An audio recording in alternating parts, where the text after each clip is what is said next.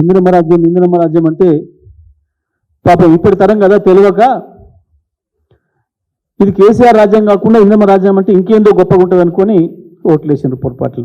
ఇప్పుడు అర్థమవుతుంది ఇందిరమ్మ రాజ్యం అంటేదా అచ్చం అదే జరుగుతుంది. ఎమర్జెన్సీలో పెట్టిన పద్ధతుల్లో కేసులు, జైళ్ళు, లీడర్లకు, ప్రతిపక్ష నాయకులకి, సోషల్ మీడియా వాళ్ళకి.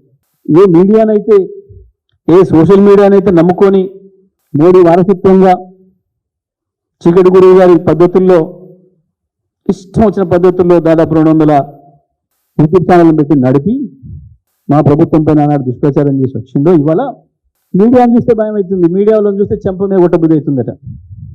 ఎంత ప్రేమ చూడండి.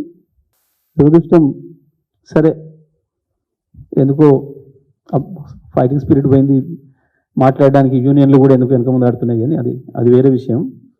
అది జర్నలిస్టుల ఇష్టం, నాకు సంబంధం లేదు. కానీ మా వంతు మేమైతే ఖండిస్తున్నాం దాన్ని. మీడియా పట్ల ఆయన మాట్లాడిన విధానం అవి చూస్తే తను ఏమేమి మాట్లాడిండో, ఏమేమి చూసిండో, ఎవరెవరికి ఏం చెప్పిండో ఇప్పుడు వాళ్ళని చూసి భయపడుతున్నాడు. వాళ్ళ ఇష్టమైన ప్రాంతం ఏది నీకంటే అశోక్ నగర్ అనేది. ఆయనే కాదు వాళ్ళ నాయకుని కూడా తీసుకొచ్చి అశోక్ నగర్లో ఛాయ్ కూడా దాపించిండు పాపం. ఇప్పుడు అశోక్ నగర్ అంటే మధ్యరాత్రి కూడా తీసుకొస్తుంటున్నాడు. వణుకుడు పుడుతున్నది. రైతన్నలారా పొండి, అర్జెంటుగా పోయి లోన్ తెచ్చుకొని 2 లక్షలు మాఫీ చేస్తా. ఇవాళ కట్టొచ్చిన కూడా మళ్ళీ ఓన్రి సాయంత్రం నేను మాఫీ చేస్తా అన్నా. నేనే ఆపిన కేసీఆర్ ఇచ్చే రైతు బంధు 10,000 కదా, వారం ఆగుండి 15 ఇస్తే అనికి ఆపిన నేనే.